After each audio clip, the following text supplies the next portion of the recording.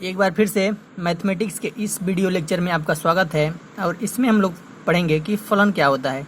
जैसा कि पिछले वीडियो लेक्चर में हमने देखा था कि किस प्रकार के रिलेशन को फलन कहेंगे, फंक्शन कहेंगे।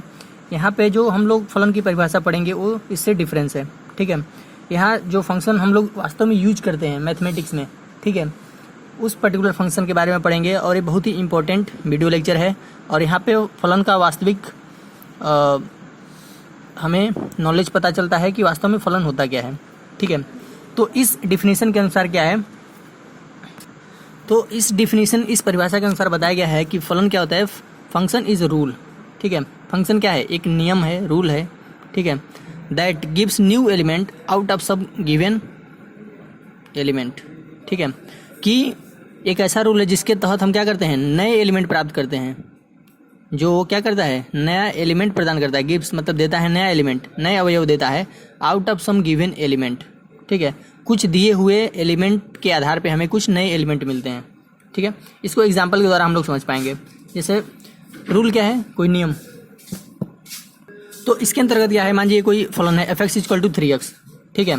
तो यहाँ पे इन नियम है कि हाँ f(x) का जो मान है, जो फलन हमने क्या पढ़ा था, हमने फलन पढ़ा था f को हम लोगों ने फलन के रूप में लिखा था। अगर कोई रिलेशन फलन हो जाएगा तो उसे r के जब क्या लिख देते थे, f, ठीक है। तो पिछले वीडियो लेक्चर में क्या था कि कोई रिलेशन फलन तब होता था जब उस रिलेशन के जो ऑर्डर पेयर में जो एलिमेंट हैं उनका केवल एक ही इमेज हो, ठीक है।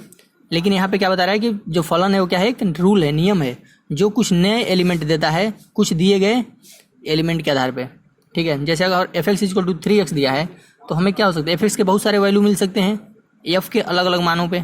जैसे मान लीजिए f(x = मान लीजिए 3x), एक नियम है, एक रूल है, ठीक है। अगर हम x का मान 1 रख दें तो हमें एक वैल्यू मिलेगा, x की जगह 1 रख दें तो इधर क्या मिलेगा, 3 × 1 यानी 3 मिल जाएगा। अगर हम x का वैल्यू क्या रख दें, x वैल्यू 1 रखे हैं, अब x की वैल्यू 2 रख दें तो f2 मिलेगा। x की जगह पे हमने 2 रख दिया, इधर इस साइड भी 2 रखेंगे, 3 × 2 यानी 6 मिल जाएगा। इसी तरह x के अलग अलग मानों के लिए हमें नए नए अवयव मिल जाएंगे, नए नए क्या मिलेंगे, न्यू एलिमेंट मिलेंगे, ठीक है, कुछ दिए गए एलिमेंट के आधार पे, ठीक है। इसको और हम डीपली समझ पाएंगे अब भी यहाँ पे।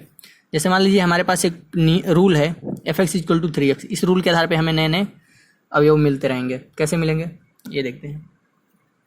जैसे मान लीजिए कोई रिलेशन है नेचुरल नंबर का नेचुरल नंबर के साथ, ठीक है। तो इस रिलेशन में हमें क्या होंगे, अगर हम नेचुरल नंबर क्या होता है, नेचुरल नंबर में क्या होते हैं 1 2 3 एंड डेट, ये सब सारी चीज़ें मिलेंगी, ठीक है। तो अगर हम नेचुरल नंबर अगर हम रखते जाएं इस रूल में तो हमें नए नए एलिमेंट मिलेंगे। अगर हमने 1 रखा, x = 1 रखा तो f1 मिलेगा यहाँ पे, ठीक है। f(x = क्या था, 3x है, तो x = 1 यानी नेचुरल नंबर का पहला अंक रखें, ठीक है, तो मिलेगा 3 × 1 यानी 3 मिल जाएगा।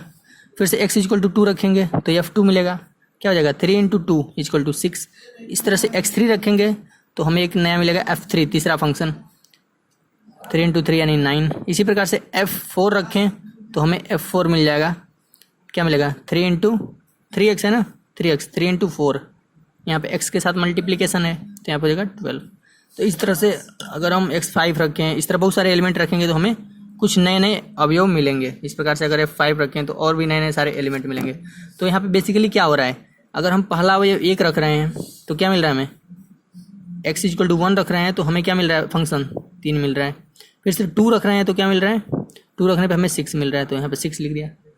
फिर से हम 3 रखें तो 9 मिला, तो 3 9 हो जाएगा ऑर्डर पेयर। 4 रखें तो क्या मिला, 12 मिला। इसी तरह से 5 रखेंगे तो 5 3 15 मिल जाएगा। इसी तरह से बहुत सारे नेचुरल नंबर हम अगर रखते जाएं तो हमें नए नए अवयव मिलते जाएंगे। तो ये रिलेशन एक बना लिया, ठीक है। ऐसे ये रिलेशन बनाता है इसमें, यानी फंक्शन क्या कर रहा है, किसी निश्चित रूल के आधार पे एक क्या बना रहा है, रिलेशन बना रहा है। x के अलग अलग मानों के लिए हमें नए नए फंक्शन में एलिमेंट मिल रहे हैं, ठीक है। जैसा कि हमने नेचुरल नंबर का उदाहरण देके, रिलेशन कोई नेचुरल नंबर का नेचुरल नंबर के साथ है तो हमने ऐसा कुछ हमें अवयव प्राप्त हुए थे। 1 के लिए 3 मिला, 2 के लिए 6 मिला, 3 के लिए 9 मिला, 4 के लिए 12 मिला, 5 के लिए 15, इसी तरह मिलता चला जाएगा, ठीक है। अगर हम इसी को एरो डायग्राम में देखें तो क्या होगा, ये हमारा रिलेशन मिल गया, ऐसे रिलेशन मिल गया।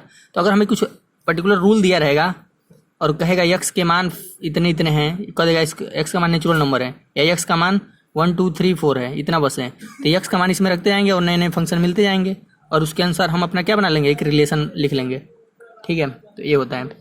अगर हम इसी चीज़ को एरो डायग्राम के रूप में देखें, यहाँ पे हम नेचुरल नंबर के लिए देख रहे थे, ठीक है, अगर हम इसी को एरो डायग्राम के रूप में देखें तो क्या हमें मिल रहा है, 1 का रिलेशन किसके साथ है, 3 के साथ है, तो 1 का 3 में जाएगा ऐसे। फिर से 2 का किसके साथ है, x2 के लिए 6, तो 2 का जा रहा है 6 में। 3 का 9, तो 3 का रिलेशन बन रहा है 9 के साथ। इसी प्रकार से 4 का रिलेशन किसके साथ है, 12 के साथ, तो 4 का रिलेशन मैंने दिखा दिया 12 के साथ। इसी तरह 5 होता तो मतलब इसका कोई अंत नहीं है, ये मिलता ही जाएगा, इसका पूरा तरीके से बनाया नहीं जा सकता है, ठीक है। तो नेचुरल नंबर के लिए हमें क्या होंगे, नेचुरल नंबर का अगर रिलेशन नेचुरल नंबर के साथ है, अगर कोई पर्टिकुलर रूल दिया है, ठीक है, अगर यहाँ पे मान लीजिए 4x हो जाता है तो अलग अलग और मान मिलते हैं। यहाँ पे क्या मिलता है, F1 के लिए 4 मिल जाता है, F2 के लिए 8 मिल जाता है, ठीक है। अगर x² रहता तो कुछ और फंक्शन का मान मिलता जाता है x के अलग अलग मानों के लिए। तो इस परिभाषा के अनुसार वास्तव हमने क्या समझा कि फंक्शन एक क्या है, रूल है, नियम है, ठीक है, जो कुछ नए एलिमेंट देता है, नए अवयव देता है कुछ दिए गए अवयवों के मान के आधार पे, ठीक है। अगर कुछ x का मान हमें पता है कुछ की फला फला रखना है, 1 2 3 4 रखना है, -2 -5 इस तरह कुछ रखना है, तो हमें नए नए मान फंक्शन के मिलते चले जाएंगे, उनसे जो रिलेशन बनेगा, ठीक है, ठीक है, वही हो जाएगा, मतलब उनसे उन दोनों में जो रिलेशन बनेगा वही एक पर्टिकुलर रिलेशन होगा, ठीक है, उस पर्टिकुलर फंक्शन के लिए। तो आगे हम लोग देखते हैं, हाँ एक चीज़ और इसमें देखते हैं, अगर पूछ दे कि इस रिलेशन का भी जो हम लोगों ने निकाला है इसका को डोमेन क्या है या डोमेन क्या है, तो डोमेन क्या हो जाएगा, अगर हम यहीं पे लिख दें डोमेन, तो डोमेन क्या होगा, डोमेन क्या होगा 1 2 3 4 एंड डैश इस तरह इन्फिनाइट तक है, ठीक है। तो 1 2 3 4 5 6 7 8 आए जो पहला है ना 1 2 3 4 इस तरह आता ही रहेगा, तो यानी क्या आ रहा है 1 2 3 4 ये सब क्या है, नेचुरल नंबर का ही सेट मिलेगा ना, तो हम डायरेक्ट डोमेन क्या लिख सकते हैं, n लिख सकते हैं, या नेचुरल नंबर का सेट लिख सकते हैं, या कोष्टक में लिख सकते हैं सेट ऑफ नेचुरल नंबर ऐसे कुछ लिख सकते हैं, ठीक है। अगर इसी का पूछ दें कि कोडोमेन क्या होगा, कोडोमेन, तो कोडोमेन भी क्या हो रहा है, दूसरा जो एलिमेंट होता है, ठीक है, ये भी सारे नेचुरल नंबर है, 3 6 9 12 जो भी मिलेंगे इसकी अवयव फंक्शन रखने के बाद वो भी सब क्या मिल रहा है, नेचुरल नंबर मिल रहे हैं, तो उसको भी कोडोमेन भी क्या हो जाएगा, n हो जाएगा, ठीक है। तो ऐसे हम लोग इसका कोडोमेन और डोमेन बता सकते हैं, ठीक है। एक और एग्जांपल लेते हैं, उसको रियल नंबर पे लेंगे, ठीक है। यहाँ पे हम लोगों ने एग्जांपल लिया इंटीजर नंबर का कोई रिलेशन, इंटीजर नंबर को z से लिखते हैं, ठीक है, रियल नंबर नहीं लिया, इंटीजर नंबर लिया, ठीक है। तो ये क्या कर रहा है, ये बेसिकली कह रहा है अगर कोई फंक्शन है जिसमें क्या है z का रिलेशन z के साथ है, z मतलब इंटीजर नंबर क्या होते हैं, ये -∞ टू +∞ के बीच वेरी करते हैं, -2 -1 0 +1 +2 इस तरह एंडेड डैश होते हैं, ठीक है। ये इंटीजर नंबर का सेट है, ठीक है। तो अगर हम इसको देखें, मानिए कोई फंक्शन हमने लिख लिया f(x) इक्वल टू, फंक्शन किसी तरह ये रूल है, ये जो मिला है क्या है, एक रूल है, जो कुछ x के मान के लिए अलग अलग फंक्शन के मान मिलेंगे, x का मान बदलते जाएंगे, फंक्शन का मान बदलता जाएगा, ठीक है। तो हमने इंटीजर नंबर जान लिया, इंटीजर नंबर ये होता है, इंटीजर नंबर का रिलेशन इंटीजर नंबर के साथ है, अगर कोई ऐसा फंक्शन है और ये फंक्शन हमें देखना है कि कहाँ तक डिफाइन, अब ऐसा नहीं कि फंक्शन जो है x के सारे मानों के लिए डिफाइन होगा, यानी परिभाषित होगा। अब किस मान के लिए परिभाषित होता है क्या नहीं होता है, देखते हैं एक चीज़ पहले। अगर हम 1/0 लिख दिए, 1/0 का वैल्यू क्या होता है, इन्फिनेटिव, जिसे हम लोग कहते हैं अनंत या अपरिभाषित, ठीक है। या 5/0 लिख दिए, तो इसका मान भी मतलब किसी भी संख्या में अगर 0 से डिवाइड कर दें तो इन्फिनिटी हो जाएगा, यानी अपरिभाषित, ठीक है। तो ये जो चीज़ है, अगर ऐसा कुछ आ जाए फंक्शन का मान, x का मान कुछ फंक्शन का मान कुछ ऐसा आ जाए, इन्फिनिटी आ जाए 1/0 5/0 -2/0, मतलब डिनोमिनेटर में हर में या डिनोमिनेटर में अगर 0 आ गया तो समझो फंक्शन क्या है, परिभाषित नहीं है। जैसे अगर हमें यहाँ पे देखें, अगर हमें इंटीजर नंबर इसमें रखना है, हमने क्या रख दिया यहाँ पे, इंटीजर नंबर क्या होता है, 0 भी होता है, 1 भी होता है, -1 भी होता है, सारे होते हैं। अगर हमने f0 रख दिया, ठीक है, तो क्या हो जाएगा 0 + 5/0, x का मान 0 रख दिया, तो क्या 5/0 क्या था, इन्फिनेटिव, जो कि क्या है अपरिभाषित। अगर इन्फिनेटिव आ गया तो फंक्शन क्या हो जाएगा, अपरिभाषित हो जाएगा, मतलब कि जीरो नहीं आना चाहिए डिनोमिनेटर में, ठीक है। उस संख्या जो मिल रहा है हमें और परिभाषित है, इससे कोई संख्या लिखी नहीं जा सकती है, ठीक है। तो इस f बराबर x बराबर 0 के लिए, x का मान 0 रखें ना, x बराबर 0 पर यह फंक्शन परिभाषित नहीं है, ठीक है। बाकी अन्य पे परिभाषित हो सकता है, ठीक है। तो कोई एक ऐसा अवयव होगा जिस पे फंक्शन परिभाषित नहीं होगा। f1 पे देखते हैं परिभाषित है कि नहीं, तो यहाँ पे 1 रख दिया, 1/5/1 इक्वल टू 6/1, ये तो परिभाषित है। केवल हर में 0 नहीं आना चाहिए, ठीक है। f2 रखें तो इस पर भी ये फंक्शन क्या होगा, परिभाषित होगा, 2 + 5/2, इसी में रख रहे हैं 2 + 5/2, तो इसका हो जाएगा 7/2। इसी तरह से f3 रखेंगे तो इस पर भी क्या हो जाएगा, 3 + 5/3 यानी 8/3। तो यहाँ पे तो इधर परिभाषित है, लेकिन f बराबर 0 पे, x बराबर 0 पे परिभाषित नहीं है, क्योंकि उसका मान क्या हो रहा है, इन्फिनिटी हो जा रहा है, ठीक है। तो इस पर्टिकुलर पॉइंट पे x बराबर 0 पे फंक्शन क्या है, परिभाषित नहीं है। तो अगर किसी फंक्शन का डिनोमिनेटर 0 हो गया तो फंक्शन परिभाषित नहीं होगा, ठीक है। यहाँ पे दिया है। अब एक चीज़ और देखते हैं, अगर हम इसी फंक्शन में देखें, अगर डोमेन पूछ दिया तो हम कैसे बताएंगे, डोमेन और कोडोमेन दोनों बताना है। डोमेन देखते हैं, डोमेन क्या होता है, इसका रिलेशन क्या बनेगा, पहले रिलेशन देख लेते हैं। रिलेशन कहाँ देखें, जगह नहीं बच रहा है हमारे पास, यहाँ पे देखते हैं रिलेशन, आर हमने लिख दिया यहाँ पे। रिलेशन में क्या हो रहा है, हमने 0 पे परिभाषित हो रहा है फंक्शन, नहीं तो 0 वाला वैल्यू नहीं रखेंगे, x बराबर 0 पे इन्फिनिटी हो जा रहा है, तो ये 0 और इन्फिनिटिव ये कोई रिलेशन नहीं हुआ, ठीक है, क्योंकि ये संख्या परिभाषित नहीं है इन्फिनिटिव, तो ये रिलेशन नहीं लिखेंगे। f1 पे परिभाषित है, x बराबर जब 1 रख रहे हैं तो हमें 6 मिल रहा है, तो 1 6। फिर से x बराबर 2 रख रहे हैं तो हमें क्या मिल रहा है, x बराबर 2 रखने पे f2 का मान मिल रहा है 7/2, तो ये भी परिभाषित है।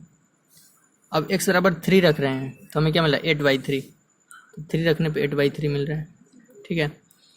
अब केवल यही नहीं है, इसके अलावा हम इंटीजर नंबर का सेट है तो हम माइनस में भी रख सकते हैं। अगर हम -1 रखें तो -1/5/-1 यानी क्या हो जाएगा, अगर हम -1 रख दिए यहाँ पे, ठीक है, उदाहरण के लिए हम लोग देख लेते हैं, यहाँ पे देख लेते हैं।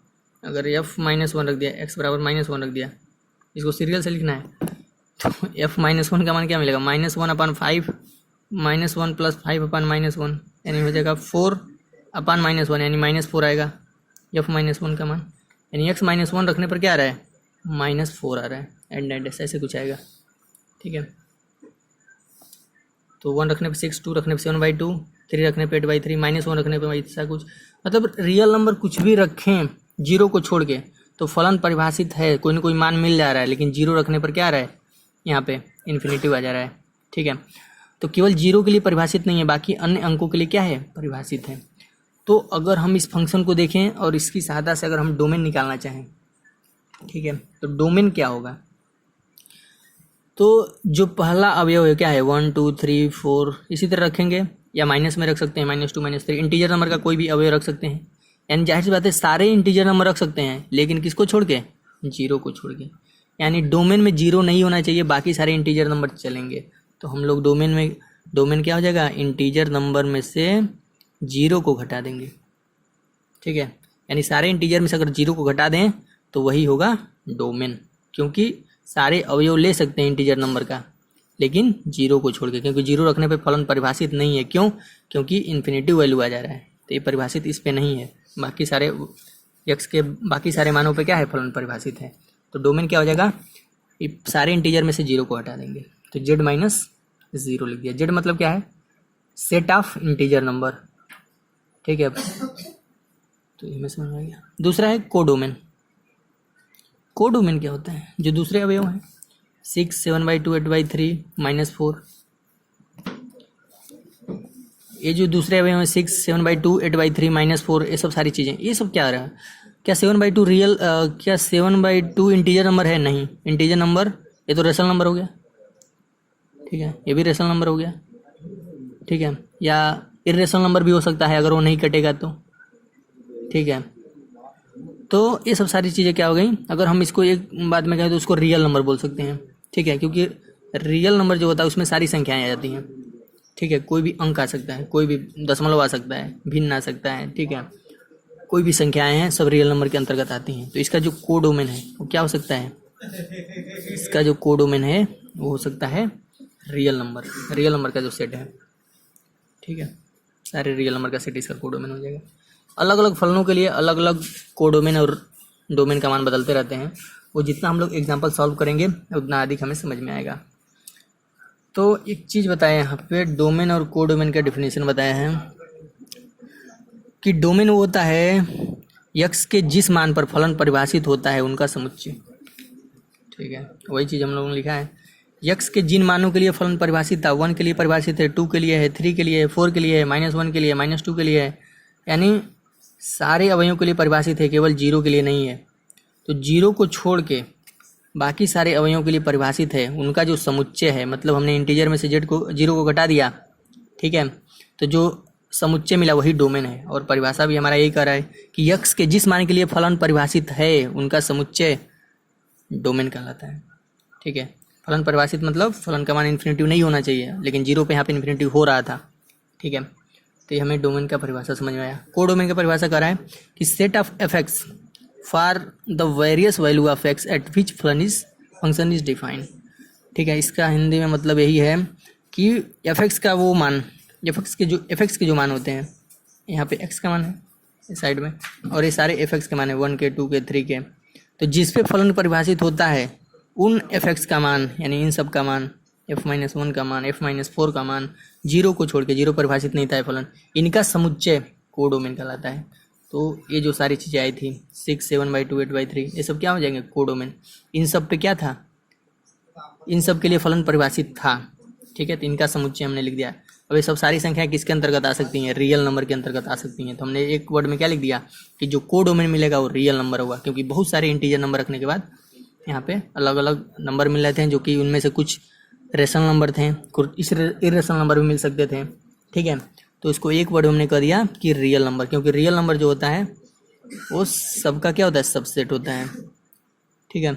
क्योंकि जो भी संख्याएं होती हैं सब रियल नंबर की सबसेट है, नेचुरल नंबर भी रियल नंबर का सबसेट है, ठीक है, इरेशनल भी, रेशनल भी, ठीक है, सारे रियल नंबर के सबसेट होते हैं। तो हमने कोडोमेन को रियल नंबर लिख दिया।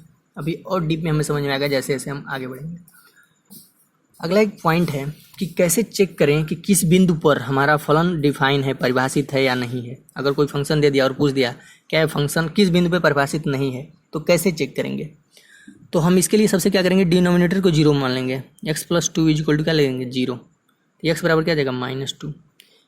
x का जो वैल्यू आएगा उस पर फलन परिभाषित नहीं होगा, तो लिख देंगे फलन, इसलिए फलन x बराबर -2 पर परिभाषित नहीं है, परिभाषित नहीं है, क्योंकि अगर डिनोमिनेटर का मान 0 हो गया तो जाहिर सी बात है परिभाषित नहीं होगा। तो x का जो मान आएगा उसी बिंदु पे फलन परिभाषित नहीं होगा, तो x बराबर -2 पर परिभाषित नहीं है। तो लिख सकते हैं function is not defined at x equal to -2। लिख सकते हैं द फंक्शन, शॉर्टकट में से लिखते हैं function is not defined at x equal to -2, ठीक है। चेक भी कर सकते हैं, हाँ सही बात कर रहा है झूठ है। तो x बराबर यहाँ पे -2 रख के देखते हैं, तो यहाँ पे हो जाएगा -2 का क्यूब और 3/-2 + 2, तो हो जाएगा -8 -3 अपान -2 और +2 0, तो -11/0। इसका मान क्या रहा है, किसी भी संख्या में 0 से डिवाइड करेंगे उसका मान होगा इन्फिनिटिव, जो कि परिभाषित नहीं है, यानी फंक्शन परिभाषित नहीं है। तो डिनोमिनेटर को हम क्या कर सकते हैं, 0 दिखा के और चेक करेंगे, x का मान जो आएगा उस बिंदु पे फलन परिभाषित नहीं होगा। एक और एग्जांपल लेते हैं, इस पे इसको चेक करते हैं, देखते हैं किस बिंदु पे परिभाषित नहीं है। तो डिनोमिनेटर को किसके बराबर दिखा देंगे, 0, यानी x बराबर -1। तो लिख देंगे x बराबर -1 पे परिभाषित नहीं है, लिखेंगे द फंक्शन, ऐसा कुछ लिखेंगे, function is not defined at x equal to -1, ठीक है। ऐसे चेक करते हैं कि फंक्शन किस बिंदु पर डिफाइन नहीं है, ये बस ओनली हम चेक कर रहे हैं, ठीक है। ऐसे कुछ क्वेश्चन मिल सकते हैं एक्सरसाइज में।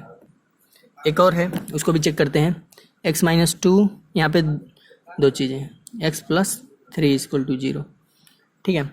ऐसे में क्या करेंगे, यहाँ पे दो बिंदुओं पे डिफाइन नहीं होगा, x के दो मान मिलेंगे, x इक्वल टू क्या मिलेगा 2 और x equal to -3।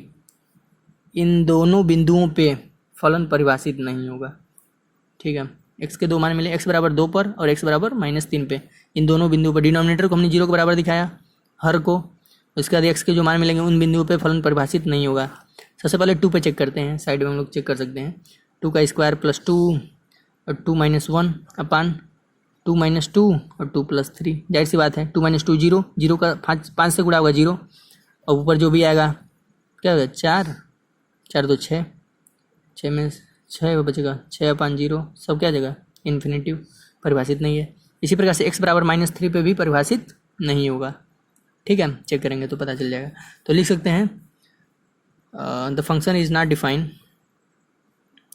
Function is not define at x is equal to 2 and -3। 2 और -3 पे फंक्शन परिभाषित नहीं है। ठीक है, एक बहुत ही ज़रूरी चीज़ यहाँ पे दिया हुआ है।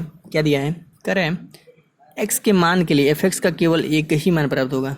ठीक है, x के एक मान के लिए f(x) का एक ही मान प्राप्त होगा। तो जाहिर सी बात है x का अगर एक मान रखेंगे तो 2 मान तो मिल नहीं सकते हैं। अगर हम यहाँ पे 1 रखें, ठीक है, जैसे x इज इक्वल टू 1 रखें तो यहाँ पे कोई भी एक ही संख्या मिलेगी। 10 मिल सकती है, 15 मिल सकती है, 20 मिल सकती है, कुछ भी। अगर x इज इक्वल टू 1 रखें तो यहाँ पे कोई भी एक संख्या मिल सकती है, 10, 15, 20, 25। ठीक है, x के एक मान के लिए f(x) का एक ही मान मिलेगा। ठीक है, ये चीज़ हमें समझ में आ रही है कि नहीं? ये चीज़ हमें समझ में आ रही है कि अगर हम x का वैल्यू क्या रख दें, 5 रख दें, ठीक है, तो f(x) हो सकता है क्या मिल जाए, 10 मिल जाए या 20 मिल जाए, कोई भी एक ही संख्या मिलेगी। यानी कि x बराबर 5 रखें तो 20 भी मिल सकता है और 10 भी मिल सकता है, ऐसा नहीं हो सकता। x के एक मान के लिए f(x) का मान एक ही होगा, कोई ना कोई एक ही संख्या मिलेगी। ठीक है, यही बात नोट में कह रहे हैं। एग्जाम्पल की सहायता से दे सकते हैं। अगर हम f का मान यहाँ पे 1 रखते हैं तो हमें एक ही संख्या कुछ मिलेगी, 1 स्क्वायर माइनस 4 इक्वल टू -3। वो एक मान रखा, मतलब कोई एक संख्या रखा तो एक ही संख्या मिला। फिर से अगर हम यहाँ पे 5 रख दें तो क्या मिल सकता है, 5 का स्क्वायर -4, 25 - 4 21। ऐसा नहीं है कि यहाँ पे क्या मिला 20 और 5, ऐसा कुछ नहीं मिला, एक ही संख्या मिलेगा। यही बता रहा था, बहुत बड़ी चीज़ नहीं है, छोटी सी चीज़ है। एक और नोट के रूप में दिया है, कह रहा है अगर फंक्शन है कोई a से b की तरफ, a से b का रिलेशन है फंक्शन में, ठीक है, तो जो पहला होगा, जो सेट a होगा, समुच्चय होगा, वो डोमेन होगा, और जो समुच्चय b होगा वो कोडोमेन होगा। सभी लोग जानते हैं। अगर वो फंक्शन में जो डोमेन प्राप्त होगा वो कहीं ना कहीं रियल नंबर का सबसेट होगा, या तो रियल नंबर का सबसेट होगा या रियल नंबर के बराबर होगा। इसलिए बराबर का भी चिन्ह लगा, इक्वल का भी या सबसेट का। तो जाहिर सी बात है कोई भी संख्या मिलेगा हमें, वो कोई भी संख्या रियल नंबर का ही सबसेट होता है। या मैक्सिमम क्या हो सकता है, या तो रियल नंबर के बराबर हो सकता है या तो रियल नंबर का सबसेट हो सकता है। ठीक है, अगर डोमेन रियल नंबर ही मिल जाए तो रियल नंबर के बराबर लिख देंगे domain equal to real number. या डोमेन जो है कुछ अवयव मिल जाए 5, 10, 15 कुछ ऐसे, तो हम लिख सकते हैं हाँ डोमेन सबसेट है रियल नंबर का, ऐसा कुछ। ठीक है, तो ये भी बहुत बड़ी चीज़ नहीं है। कोडोमेन क्या होता है, या तो रियल नंबर का सबसेट हो सकता है या तो रियल नंबर के बराबर हो सकता है, इससे अधिक कुछ नहीं हो सकता। ठीक है, अब यहाँ पे जो चीज़ हम लोग पढ़ने जा रहे हैं बहुत इंपॉर्टेंट है और यही मेन है। ठीक है, जो है रियल फंक्शन, वास्तविक फलन। ठीक है, और इसी चीज़ के बारे में हमें यहाँ पे पढ़ना है फर्स्ट ईयर में, सेकेंड ईयर में पूरा। ठीक है, तो रियल फंक्शन क्या होते हैं। ठीक है, अभी तक हम लोगों ने फलन पढ़ा, अब रियल फलन क्या होता है, यानी वास्तविक फलन। ठीक है, तो अगर कोई फंक्शन है तो फंक्शन हमने क्या लिखा था, ए टू बी फंक्शन लिखा था, जिसमें पहला सेट होगा वो डोमेन होगा, दूसरा सेट कोडोमेन होगा। यहाँ पे डायरेक्ट लिख दिया कि हाँ फंक्शन डोमेन का रिलेशन कोडोमेन से होता है, ऐसे बताया दिया, यानी पहला सेट का दूसरा सेट। ठीक है, और जो डोमेन होता है उसे हम लोग कहेंगे f(x). ठीक है,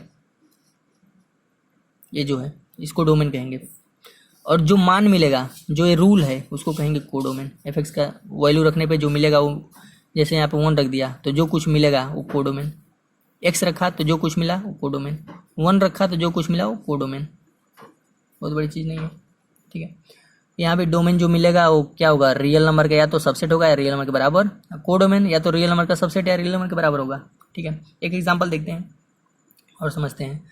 यहाँ पे f(x) इक्वल टू दिया है x² + 2 अपान x, और x के वैल्यू क्या है 1, 2, 3। तो अगर हम क्या करें, x के वैल्यू पहले 1 रखें तो क्या होगा, 1 का स्क्वायर प्लस 2, ये प्लस है, अपान 1, तो 1 का square 1, 2, 1, 3 upon 1 equal to 3। x का मान 2 रख दें तो क्या होगा, 2 का स्क्वायर प्लस 2 अपान 2, तो क्या हो जाएगा आपका 4, 2, 6, 6/2 यानी 3। ठीक है, और f3 रख दें तो क्या हो जाएगा, दोनों वैल्यू बराबर आ गए क्या, बराबर कैसे आएंगे, हाँ सही है, ठीक है। और यहाँ पे हो जाएगा 3 का स्क्वायर प्लस 2/3, तो 3 का स्क्वायर 9, 9 2 11/3। तो अगर रिलेशन लिखने के लिए कहे तो रिलेशन क्या हो जाएगा, रिलेशन अगर हम लिख दें तो हमने 1 रखा तो क्या मिला, 3 मिला, 2 रखा तो भी 3 मिला, और हमने 3 रखा तो 11/3 मिला, ठीक है। तो अगर हम इसमें डोमेन निकालें और कोडोमेन निकालें तो डोमेन क्या होता है, पूरा लिख देते हैं। डोमेन क्या मिला, 1 2 3, 1 2 3 लिख सकते हैं। अब जो 1 2 3 क्या है, रियल नंबर का सबसेट भी कह सकते हैं या नेचुरल नंबर का भी सबसेट कह सकते हैं, दोनों सही है, ठीक है। तो यहाँ पे हम रियल नंबर का सबसेट कर दे रहे हैं, ठीक है। और कोडोमेन जो दूसरे अवयव मिले क्या मिले, 3 3 3 2 बार मिले, एक ही बार लिखेंगे 11/3। ये भी क्या है, यह जो है इसको रियल नंबर का सबसेट कहेंगे, नेचुरल नंबर का नहीं कह सकते। क्यों, क्योंकि 11/3 है, और कहीं भी नेचुरल नंबर में 11/3 नहीं आएगा, उसमें काउंटिंग नंबर मिलेंगे, ठीक है। ये दशमलव वाले या भिन्न वाले नहीं मिलेंगे। अगर दशमलव और भिन्न वाले मिलेंगे तो उसको रियल नंबर का सबसेट बोलेंगे, ठीक है। तो ये था आपका छोटा सा यहाँ पे एक छोटा सा लेक्चर। एक चीज़ और सीखना है यहाँ पे, और एक चीज़ और सीखना है, और ये फंक्शन का लास्ट टॉपिक है।